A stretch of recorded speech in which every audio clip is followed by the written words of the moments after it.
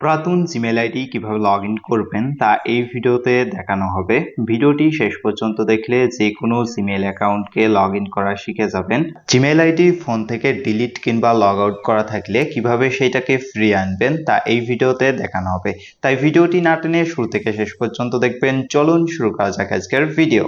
প্রথমে আপনাদের ফোন থেকে জিমেইল অ্যাপটিকে ওপেন করে নিতে হবে। তো জিমেইল অ্যাপটিকে ওপেন করার পর ডান পাশে উপরের দিকে একটা লোগো দেখতে পারবেন। তো এই লোগোটায় আপনারা জাস্ট একটা ক্লিক করে দেবেন।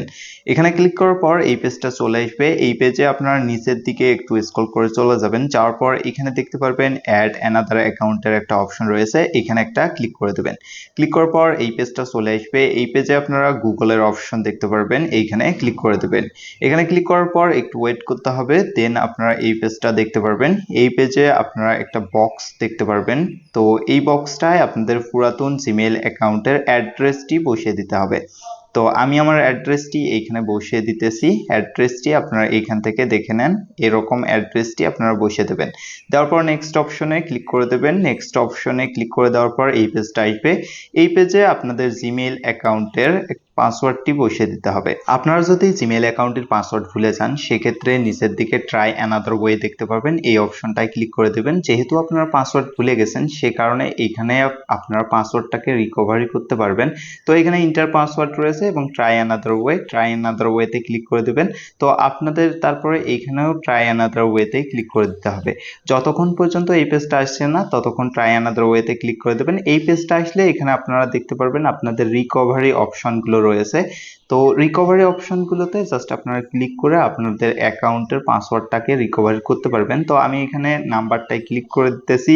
তো নাম্বারটা ক্লিক করে দেওয়ার পর এই নাম্বারে একটা রিকভারি কোড আসবে। তো ওই কোডটা আমাদের বসিয়ে পাসওয়ার্ডটা ছাড়াই আমরা লগ ইন করতে পারবো।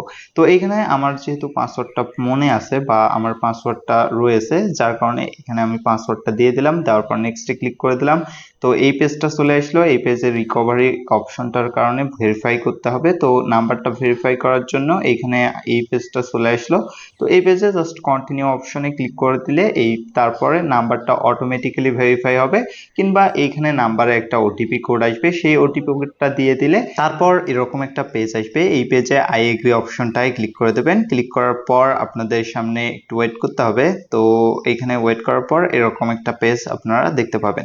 তো এই পেজে আপনাদের ফোন নাম্বার কিংবা যে অপশনগুলো রয়েছে সেই অপশনগুলো সেভ করে রাখতে পারেন। তো সেভে আপনারা ক্লিক করে দেবেন, আর যদি না চান তাহলে ক্যান্সেলে ক্লিক করে দেবেন। তো এখানে হোম অ্যাড্রেসটা স্কিপ করতে পারেন, এগুলো জাস্ট অপশনাল। তারপর আপনার অ্যাকাউন্টটা আপনাদের ফোনে লগ ইন হয়ে যাবে। তো এখানে দুইটা জিনিস আপনাদের মোস্ট ইম্পর্টেন্ট বা দুইটা জিনিস লাগবে, সেটা হচ্ছে আপনাদের অ্যাকাউন্টের অ্যাড্রেস এবং হচ্ছে পাসওয়ার্ড।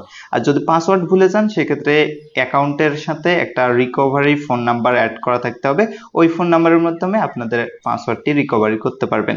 তো এই ছিল আজকের ভিডিওটা উপকারে আসলে অবশ্যই লাইক করবেন, চ্যানেলটা সাবস্ক্রাইব করে আমাদের পাশে থাকবেন।